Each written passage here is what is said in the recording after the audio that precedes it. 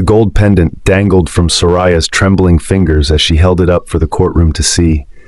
Silence fell across the room, a heavy, suffocating quiet that made even the slightest movement echo like thunder. "This was given to each girl upon arrival," she said, her voice steady despite the tears threatening to spill. "My husband told me it was his record label's symbol of loyalty." The prosecutor stepped closer. "And what did you discover it actually represented, Mrs.?" Soraya's eyes locked with her husband's across the room. Soren Williams, hip-hop mogul, fashion icon, her once beloved partner, stared back with cold detachment, as though she were a stranger. "Ownership," she whispered into the microphone. "It marked them as property." Camera shutters clicked frantically. Reporters scribbled notes. The judge called for order as murmurs rippled through the gallery. 3 years earlier, Soraya had everything: wealth, status, love. Now she was dismantling it all, brick by brick, with her testimony. What could drive a woman to testify against her own husband? What horror could be so profound that she would risk everything, her safety, her reputation, her very life, to expose it? The answer was sitting in a sealed evidence box beside her. Photographs, text messages, and a black leather-bound ledger that documented the most extensive trafficking operation the city had ever seen. What the courtroom didn't know, what Soraya herself didn't realize, was that someone in that very room had already put a price on her head. The man in the back row, with his immaculate suit and expressionless face, wasn't just another spectator. He was there to ensure she wouldn't live to see the verdict. Welcome back to Altar of Secrets, where we uncover the hidden truths behind relationships that took deadly turns. If you think you know where this story is heading, I promise you don't. The evidence Soraya brought forward would eventually implicate people across 3 continents and lead to the rescue of 27 women. But at what cost? If this is your first time here, join our community by hitting that subscribe button. Turn on notifications so you never miss our other day's uploads, each one carefully researched and crafted to both entertain and educate. Your engagement matters. Comments help others find these important stories, and your contributions can help someone else out there. Tell us the country you are watching from in the comments below. We're always fascinated by how these human dramas resonate across different cultures. Have you ever discovered something about a loved one that changed everything you thought you knew about them? What would you do if you found yourself married to a criminal? Tell us below. Now, let's rewind the clock and see how this nightmare began. How an art student named Soraya became entangled with one of music's biggest stars, only to discover the empire she married into was built on human suffering. The bass from Soren Williams' breakthrough single Kingdom Come thundered through speakers worldwide in 2015, catapulting him from underground sensation to global superstar overnight. His flow was revolutionary, his beats hypnotic. Critics called him the voice of a generation. Fans tattooed his lyrics on their bodies. Record executives fought to sign him. By 27, Soren had transformed his music success into an empire. A clothing line that dominated runway shows, a premium vodka brand, and a record label that signed the industry's most promising talent. His face graced magazine covers. His opinions on everything from politics to fashion became gospel. "I need someone who sees me, not the persona," he once told Rolling Stone. Fame is a mask that eats into the face. That someone would be Soraya Chen, a 24-year-old art student whose mixed media exhibition caught Soren's attention during Miami Art Week. "He stood in front of my installation for almost an hour," Soraya later told Vogue.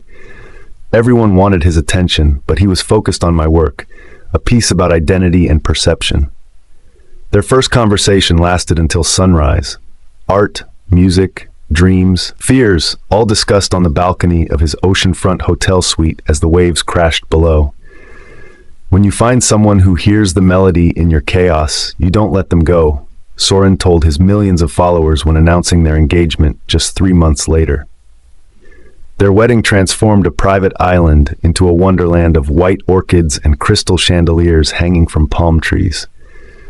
Celebrities arrived by yacht. The 4-day celebration reportedly cost $6 million. Soraya's dress, hand-embroidered with 20,000 pearls, became the most pinned wedding image that year. If you're enjoying this journey into one of music's most shocking scandals, take a second to hit that like button. Subscribe if you haven't already. We have new stories every week that will make you question everything you think you know about celebrity relationships. The newlyweds settled into Soren's cliffside mansion overlooking the Pacific. From the outside, their life seemed perfect.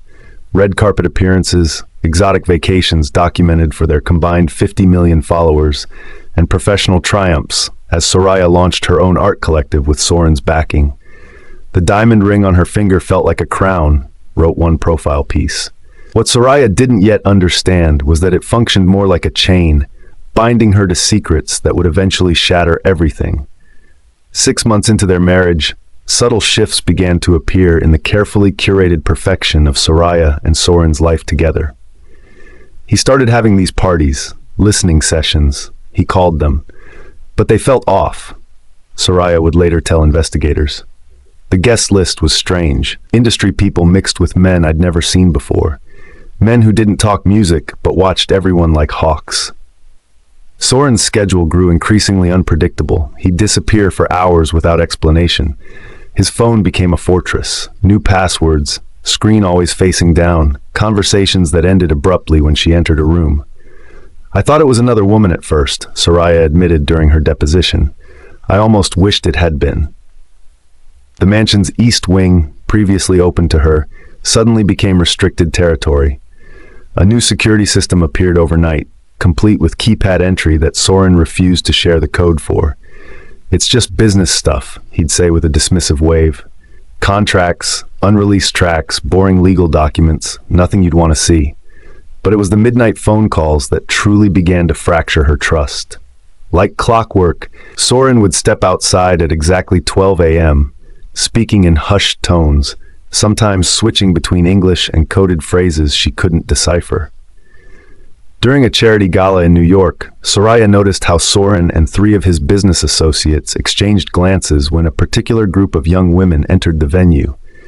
The women, all strikingly beautiful, all wearing similar gold pendants, were introduced as models for the new campaign. None spoke unless spoken to first. Their eyes, Soraya later recalled, that's what haunts me most. They looked vacant, like they'd gone somewhere deep inside themselves. When she questioned him about the women on the drive back to their hotel, Soren's reaction was immediate and frightening, a flash of rage quickly masked by charm. "You're being paranoid, baby," he said, squeezing her hand too tightly. "These industry girls are all the same, hungry for fame, willing to do whatever it takes. Don't waste your beautiful mind worrying about them." The discovery came one Tuesday afternoon when Soraya was alone in their bedroom. While searching for a charger, she found a small velvet pouch tucked inside Soren's nightstand. Inside was a gold pendant identical to those worn by the models, but this one had numbers etched on the back. That same evening, while preparing dinner in their kitchen, she noticed Soren had left his secondary phone charging on the counter. The phone he claimed was just for international calls. A notification illuminated the screen. Package confirmed. Delivery at midnight. Usual location. The message was followed by a series of numbers that matched those on the pendant. Soraya's heart pounded as connections began forming in her mind. The restricted wing, the midnight calls, the women with empty eyes, the identical pendants. "I knew I had to follow him," Soraya would later testify. "I had to know what delivery meant. But first, I needed to see what was on that phone." The night she decided to follow Soren would change everything. But the text message she discovered while he showered would be the first domino in a cascade of horrors she could never have imagined. The opportunity came 3 nights later. Soren had taken a sleeping pill, a habit for his frequent insomnia. Once his breathing deepened into the rhythm of deep sleep, Soraya slipped from their bed. Her hands trembled as she picked up his phone from the nightstand. The passcode, their anniversary date, unlocked a world she was never meant to see. The messaging app contained conversations with contacts labeled only by initials and numbers. The language was cryptic but followed patterns. J21 ready for showcase. B19 needs reconditioning before display. New acquisition from Eastern Europe. Premium grade, untouched. Photos accompanied some messages. Young women photographed like merchandise, their faces partially obscured, each wearing the gold pendant. Spreadsheets tracked investments and returns with clinical precision. Soraya covered her mouth to stifle a gasp. These weren't models or aspiring artists. They were captives, human beings reduced to commodities. She connected her own phone and began transferring files, heart racing with each passing second. A floorboard creaked somewhere in the house. She froze, listening. Nothing. Just the distant crash of waves against the cliffs below. If you're finding this story as disturbing as I did during my research, take a moment. These trafficking networks exist in the shadows of many industries, not just music. Your likes and comments help spread awareness. Drop a heart emoji if you're still with me. The next morning, Soraya maintained a facade of normalcy while her mind raced. She kissed Soren goodbye as he left for a business meeting, then immediately began her own investigation. The pendant became her first clue. Under a magnifying glass, the numbers revealed a manufacturing code. A discreet call to a jeweler confirmed her suspicion. These were custom-made in batches of 20, ordered by one of Soren's companies. That night, she followed him. Dressed in black, she trailed his Bentley in an Uber, maintaining distance as they left the city. The car eventually turned onto a private road, leading to what appeared to be an abandoned recording studio in the hills. From behind dense shrubbery, Soraya watched as Soren greeted three men. Between them stood two young women, looking dazed and frightened. Gold pendants already hung around their necks. "The merchandise looks acceptable," one man said, inspecting the women like cattle. "Transfer the funds." Soraya's phone captured everything: the exchange, the license plates, the faces. Her hands shook so violently she feared dropping the device. Back at home, she vomited until her stomach ached. Then she reached for her camera again, methodically photographing documents from Soren's home office during his absence: bank statements, property deeds, client lists disguised as VIP party invitations. The operation was vast and sophisticated. The trafficking ring used music video auditions, modeling contracts, and internships as recruitment fronts. Private parties served as viewing events for wealthy clients. Soren's legitimate businesses provided perfect cover for moving victims across borders: tour buses, private jets, shipping containers for stage equipment. Most disturbing were the connections to power. Politicians, executives, even law enforcement officials appeared in encrypted messages, their identities thinly veiled. "These girls come from nothing," read one message from Soren to an associate. "We give them purpose. The strong ones adapt, the weak ones are disposed of." The USB drive filled with evidence felt impossibly heavy in Soraya's pocket. Each byte represented a life destroyed, a family searching for a missing daughter, a dream corrupted into nightmare. What she found in the basement recording studio would make her physically ill, and then reach for her camera one final time. The basement recording studio had been converted into living quarters, if they could be called that. 6 narrow beds lined the walls, no windows, a single bathroom without a door, cameras mounted in every corner. Soraya accessed it during a rare weekend when Soren traveled overseas for a festival performance. The keypad code, his mother's birthday, granted her entry to the forbidden wing. "I expected to find evidence," she later told prosecutors. "Instead, I found Anna." Anna, a 19-year-old music student from Ukraine, had been lured with promises of a prestigious internship.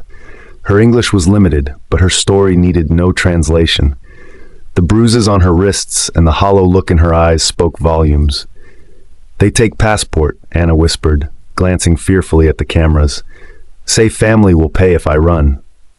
Through broken conversations and hastily scribbled notes, Soraya learned about the others, 10 women currently in rotation at different properties. Some had been in the network for years, moved between locations like chess pieces. A notebook hidden beneath Anna's mattress contained entries in multiple handwritings and languages, a makeshift diary shared among victims. Soraya photographed every page. Day 103, they brought someone new today. She fought back. We haven't seen her since. Remember, compliance keeps you alive. Resistance makes you disappear. If anyone finds this, we have families searching for us. My name is Katerina Volkov. I was taken from Prague on March 12th. The women were controlled through a calculated system of rewards and punishments. Those who cooperated received better treatment, small luxuries, occasional outings under heavy supervision. Those who resisted faced isolation, physical abuse, or transfer to more dangerous clients. The gold pendants served multiple purposes: visual identification for clients, psychological conditioning for victims, and tracking devices embedded in the clasps. If this information is helping you understand how trafficking networks operate, please share this video. Knowledge is our strongest weapon against these crimes. Comment below with a K if you stand against human trafficking. Most haunting was the methodical documentation kept by the traffickers themselves, medical records ensuring the merchandise remained marketable, psychological assessments identifying vulnerabilities, and profit margins calculated per victim. One victim had managed to smuggle in a small camera, documenting her captivity before being discovered. The memory card, carefully hidden in a tear in the mattress, contained footage that would later become crucial evidence. "I can't leave without helping them," Soraya told the detective she eventually contacted, "but I can't help them without leaving first." The detective, a veteran of human trafficking cases, warned her of the dangers. These networks have connections everywhere. One wrong move could alert them. "Someone has to stop this," Soraya replied, sliding the USB drive across the table. What she didn't know was that her meeting hadn't gone unnoticed. A black sedan had followed her from the coffee shop, its driver photographing her exchange with the detective. Back at the mansion, Soraya began planning her escape while gathering final pieces of evidence. She transferred funds to a separate account, prepared a go bag with essentials, and memorized the detective's secure contact protocol. The night she planned to leave, she heard footsteps outside her bedroom door at 3 a.m., too light to be Soren's. The footsteps paused outside her door. Soraya lay perfectly still, one hand clutching her phone, the other reaching for the scissors hidden beneath her pillow. The handle turned slowly, the door opening just enough for a sliver of light to cut across the floor. It wasn't Soren, it was Vince, his head of security, conducting what he would later claim was a routine check. Their eyes met briefly before he nodded and closed the door. That moment confirmed what she had feared. She was being watched. The next morning, Soraya noticed an unmarked car parked across the street. At lunch with her sister, she spotted a man taking photos from a nearby table. Her emails showed signs of being accessed from unknown devices. "They're closing in." She texted the detective using the encrypted app he'd provided. "How much more do you need?" "Enough to ensure charges stick," came the reply. "These people have resources to make cases disappear. We need overwhelming evidence." That night, as Soren slept beside her, Soraya made her decision. She would stay, not out of fear or love, but purpose. Each day inside the operation was another day to gather evidence that could free the women trapped within it. "I became a different person," she later explained. "I learned to smile while screaming inside. I forced myself to kiss the man I now knew was a monster. I played the adoring wife while memorizing names, dates, locations." If you're wondering how someone finds such courage, drop your thoughts in the comments. Would you risk everything to save strangers? Hit that like button if Soraya's bravery inspires you. Her new routine was dangerous but effective. She volunteered to manage aspects of Soren's schedule, gaining access to his calendar. She suggested hosting parties at their home, allowing her to document guests. She even designed a new pendant for his brand ambassadors, insisting on overseeing production, which gave her manufacturing records. Each night, she transferred new information to encrypted drives hidden in hollowed-out art books in her studio. Each week, she made a copy for her contact. The evidence mounted: financial transactions, property records, client lists, victim identifications. The hardest part wasn't the danger, Soraya confessed during a pre-trial interview. It was looking into the eyes of those women when they came to events, knowing I could walk freely while they couldn't, knowing that helping them meant not helping them immediately. 3 months into her covert operation, Soraya nearly abandoned everything when she discovered she was pregnant. The revelation brought both clarity and complication. She couldn't raise a child with Soren, but she couldn't leave until the case was solid. The detective arranged for a trusted female officer to pose as Soraya's new personal trainer. creating opportunities to exchange information during workout sessions. Through this channel, Soraya learned that the FBI had joined the investigation, building a case that now extended beyond Soren to dozens of accomplices. "We're close," the officer told her during a stretching session by the pool. "2 more weeks. Can you hold on?" That timeline collapsed the following evening when Soraya overheard Soren on the phone. "We need to clean house. Too many loose ends. Start with the Ukrainian girl. She's asking questions." Soraya knew Anna would disappear forever if she didn't act immediately. With trembling hands, she texted the emergency code to her contact. "Red sunset. Now." Within hours, she was throwing essentials into a bag, preparing to flee before Soren returned from his studio session. As she reached for her passport in the safe, she heard the garage door opening. He was home early. "State your name for the record." "Soraya Chen Williams. And your relationship to the defendant?" "I am his wife." The federal courthouse buzzed with tension as Soraya took the stand.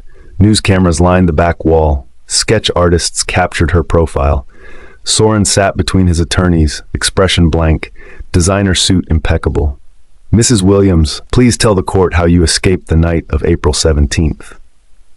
Soraya's voice remained steady as she recounted hiding in her art studio when Soren returned unexpectedly. How she slipped out through the garden while he showered.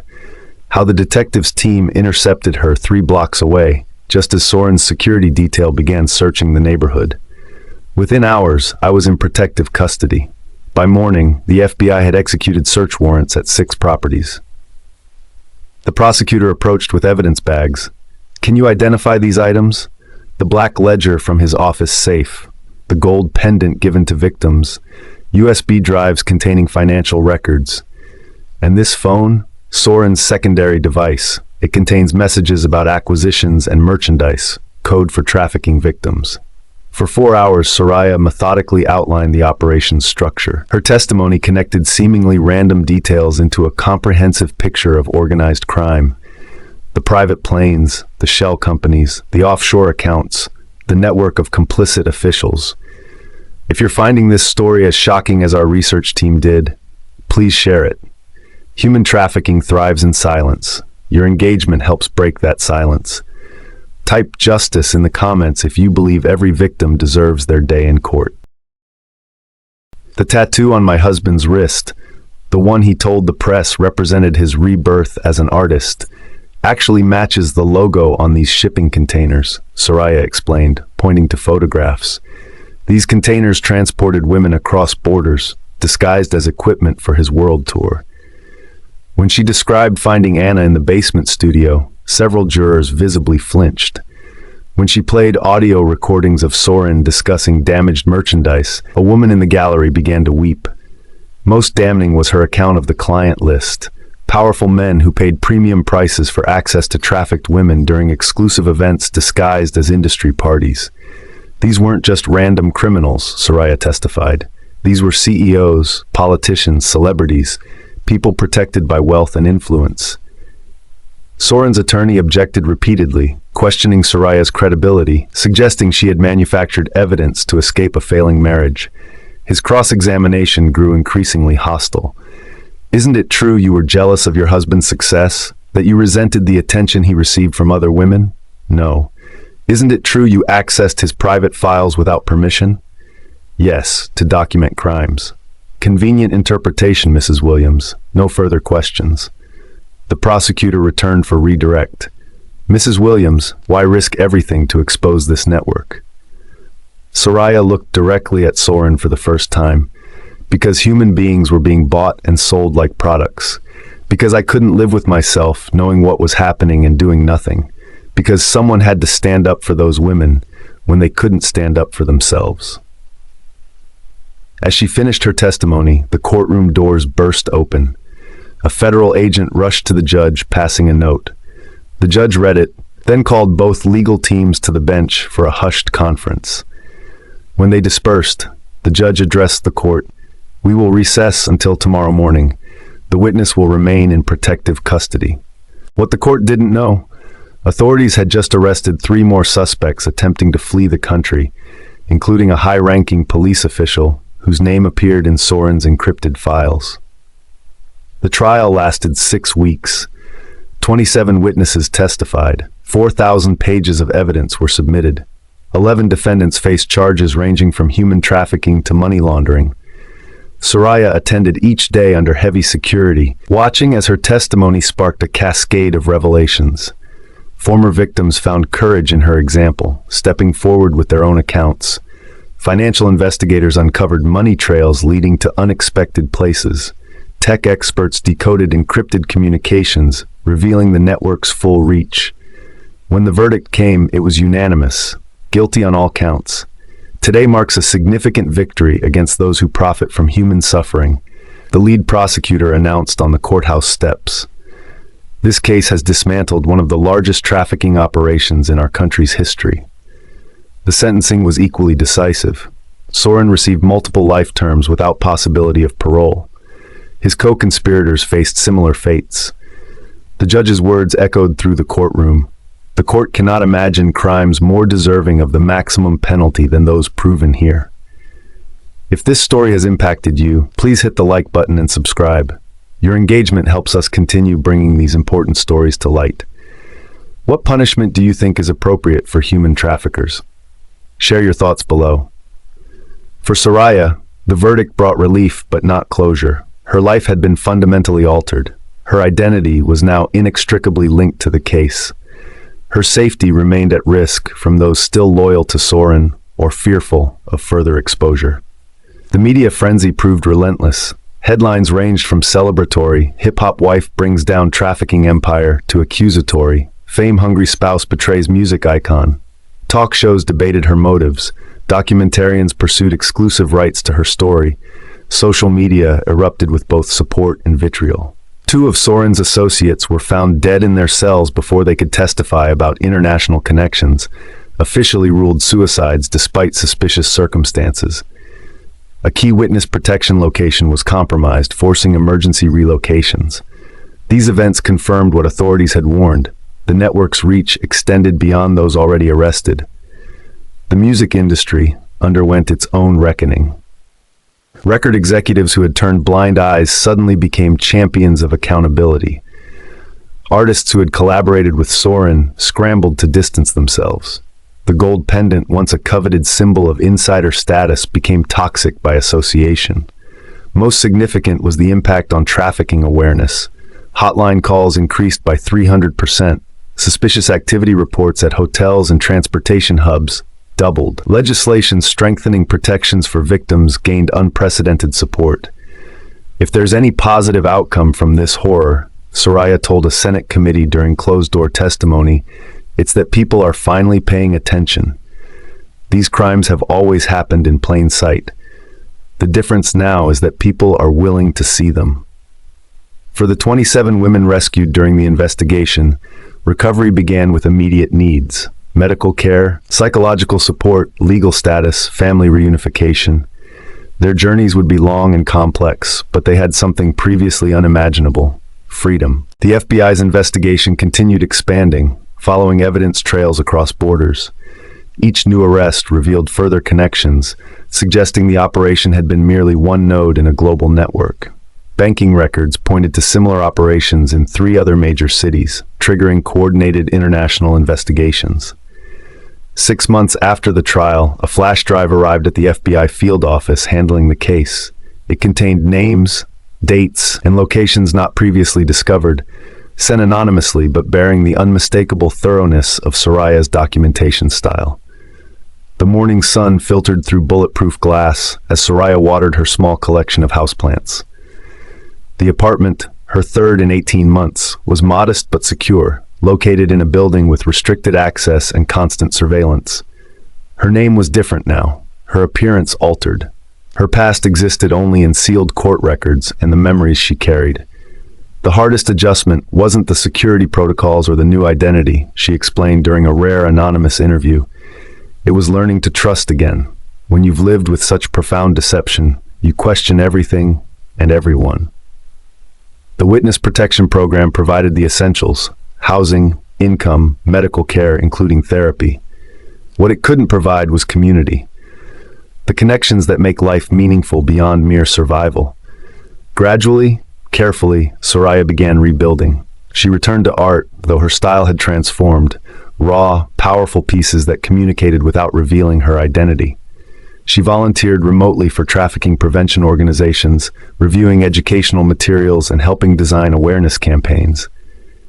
If you appreciate stories of resilience and rebuilding, let us know in the comments. Has anyone's courage ever inspired you to make difficult changes in your own life? Share your experience below. Her pregnancy, confirmed during those chaotic days before the trial, had ended in miscarriage, a loss she mourned privately while the public focused on her testimony. The trauma specialists working with her recognized this as yet another wound requiring healing, another grief to process alongside everything else she'd endured. The detective who had first received her evidence became an unexpected constant in her new life. Now assigned to her security detail, he checked in regularly, bringing books she mentioned wanting to read and updates on the ongoing investigations her courage had sparked. "You saved lives," he reminded her during moments when doubt crept in. Not just those women, but future victims who would have been trafficked if this network had continued operating. Small victories accumulated, a night without nightmares, a day without looking over her shoulder, a conversation where she didn't calculate every word, a moment of genuine laughter. The women she had helped rescue sometimes sent messages through secure channels, updates on their recovery, thanks for her intervention, proof that life continued beyond captivity. The Soren Williams trafficking case fundamentally changed how we understand exploitation in celebrity circles. What appeared to be glamour and excess often concealed calculated predation. What looked like opportunity masked entrapment. The most dangerous aspect of these operations is their invisibility, explained the lead FBI investigator. They hide behind legitimate businesses, respected names, and cultural influence. They count on our reluctance to question success. Soraya's testimony highlighted warning signs that had been present from the beginning. Excessive security measures beyond normal celebrity protection, restricted access to certain spaces without logical explanation. Young women consistently present, yet never speaking freely. Coded language in communications about people. Unexplained movements of large sums of money. Isolation of potential witnesses from support networks. If you've learned something valuable from this story, please share it with others who might benefit. Your engagement helps spread awareness that could protect vulnerable individuals. What warning signs do you think people should watch for? Comment below with your thoughts. For those working to combat trafficking, Soraya's decision to document everything provided a crucial lesson. Evidence matters. If this story moved you, please subscribe to Altar of Secrets for more true crime narratives that expose the darkness hiding in plain sight. Hit the notification bell to never miss an upload. Your support allows us to continue bringing these important stories to light. What would you have done in Soraya's position? What could society do better to protect trafficking victims? What red flags do we still miss in our celebrity-obsessed culture? Share your perspective in the comments below. Remember, behind every headline, beyond every sensational story, real lives hang in the balance. The choices we make, to see, to speak, to act, determine whether justice prevails or exploitation continues unchecked. Until next time,